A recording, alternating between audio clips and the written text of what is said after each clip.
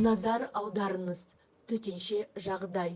Оқушылар мұғалімдермен бірге эвакуациялау жоспарына сәйкес бір-бірін итермей, сабырлық сақтай отырып, мектеп ғимаратынан тез арада шығуы қажет. Назар аударыңыз, төтенше жағдай.